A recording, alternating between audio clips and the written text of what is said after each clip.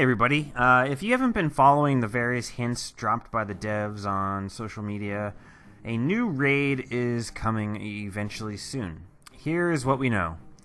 Legendary armor will be delivered with the next raid, which confirms there will be another raid, and it's the basis of that. Heavy armor is a few weeks away from being finished, and the other sets need more polish. I think we can, arguably, intuit from this that means armor will be done before the new year. Since October has a big in-game holiday, and so does December, it seems likely that the best time to drop a new raid wing, plus legendary armor, is November. This seems like a pretty good spot for the next Living Story episode as well. If not November, then January is almost a certainty.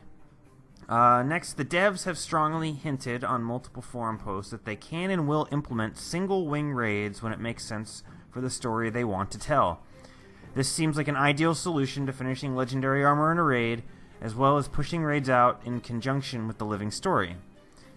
And lastly, the devs have said we will be surprised about the location of the next raid. Since we're now fairly confident that we're getting a new raid, and most likely a single wing raid, in conjunction with the Living Story, let's speculate where and what the raid will be based on with the current direction of the Living Story. We can be pretty sure they won't put any major story plots within the raid, so it would most likely be a side quest similar to that. With that said, here are my thoughts on what and where the next raid could likely be.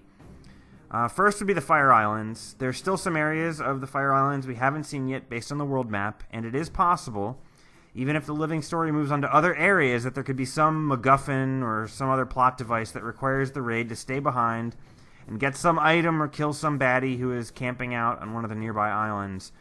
Maybe something like a jade armor that gains sentience, or there's a white mantle base on the island, and maybe we have to fight some badass destroyers to retrieve some dwarven relic, who knows.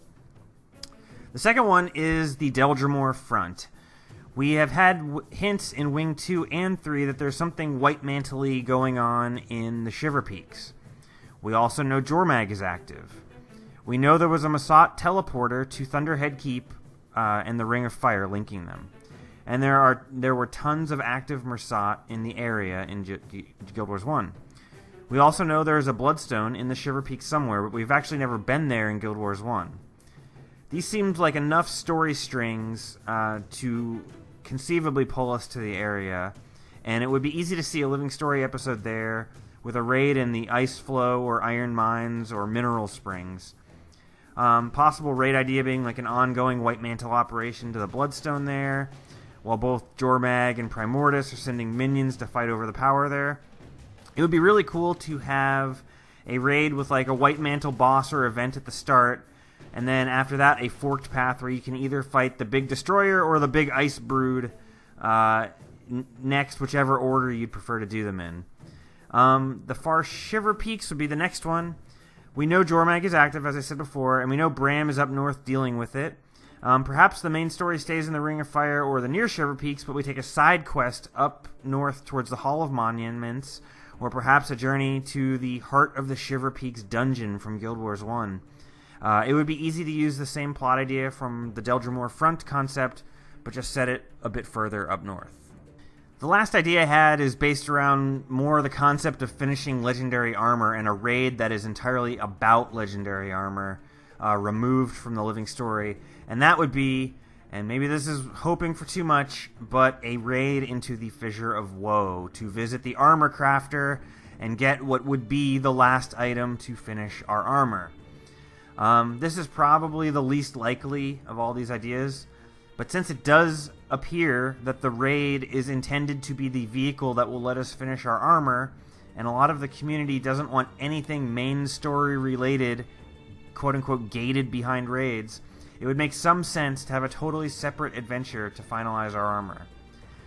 Best yet, people could hardly complain that any Guild Wars 1 lore or zone is being locked behind a raid in the case of Fissure of Woe, since Fissure of Woe was hardcore content in Guild Wars 1. Complaining that hardcore content from the last game is inaccessible to casual players in this game would be very absurd. This is obviously going to be a fan favorite idea. However, the scope may be too big for a single wing raid, and might require too many new art assets to create, which makes it a bit unreasonable. For those reasons, I think it's kind of unlikely, but if the original Fissure of Woe could be completed in one instance, it would make sense for it to exist as a single raid wing in Guild Wars 2. So all in all, those are my thoughts on the very highly anticipated next raid wing. What do you guys think is the most likely, and how far removed from the main Living Story plot should the next raid wing be? Leave your thoughts and comments below. Thanks guys for watching, and have a great day.